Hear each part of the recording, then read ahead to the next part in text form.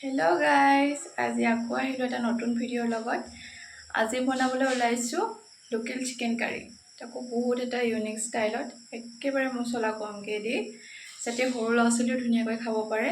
যিহেতু ডক্টৰে মানা কৰে ন সৰু ল'ৰা ছোৱালীক জ্বলা বেছি মছলা বেছি খুৱাবলৈ।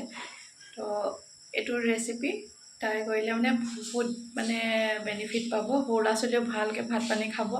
যিহেতু মোৰ ল'ৰাটো এতিয়া 1.5 বছৰ হৈছে, মই দেহাকো সেইখিনি বস্তুৱে বনাই খুৱাওঁ যিখিনি মই আপোনালোকক এতিয়া দেখাবলৈ ওলাইছোঁ। তো বলক ভিডিঅ'টো ষ্টাৰ্ট কৰোঁ। আৰু লগতে আৰু এটা কথা যে এইখিনি বস্তু আপুনি যদি কোনোবা ধৰি লওক ডাঙৰ মানুহ থাকে ন যে জ্বলা খাই ভাল নাপায় যোনে, তো তেওঁলোকক খাবলৈ দিব, এবাৰ ট্ৰাই কৰিবলৈ দিব, তেওঁলোকেও ডেফিনেটলি ভাল পাব। তো বলক আজি ভিডিঅ'টো ষ্টাৰ্ট কৰোঁ। চাওক, ৰেডি কৰি ল'লোঁ। একদম চিম্পলকৈ বনাম বুলি কৈছোঁ যিহেতু। অকল এইটো ঘৰতে পিছা জিৰা, হালধি, তাৰপিছত আৰু এইটো হৈছে আদা নহৰু পেষ্ট, পিঁয়াজ, অকল তেজপাত এখিলা, আলু আৰু লোকেল চিকেনটো মই 1 কেজি লৈছোঁ। আপোনালোকে নিজৰ হিচাপত ল'ব পাৰে।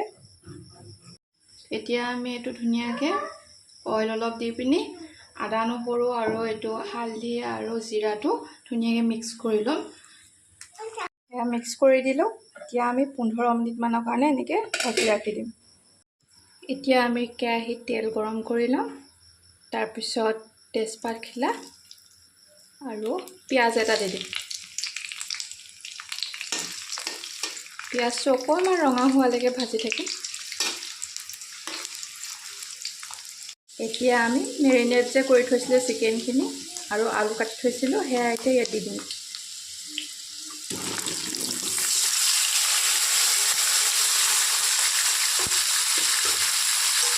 এতিয়া ইয়াত দি দিম সোৱাদ অনুসৰি নিমখ।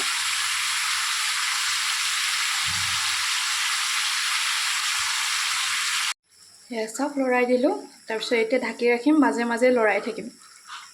মাজতে আকৌ এবাৰ লৰাব লৈছোঁ।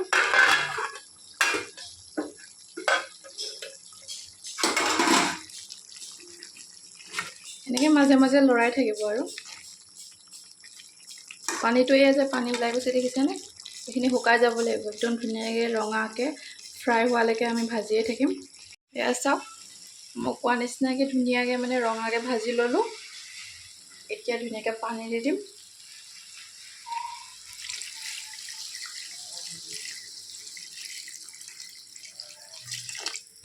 এক মগ পানী দি দিছোঁ। আপুনি নিজৰ হিচাপত দিব। আৰু ধুনীয়াকৈ এতিয়া ঢাকি ৰাখি দিম অলপ সময়ৰ কাৰণে।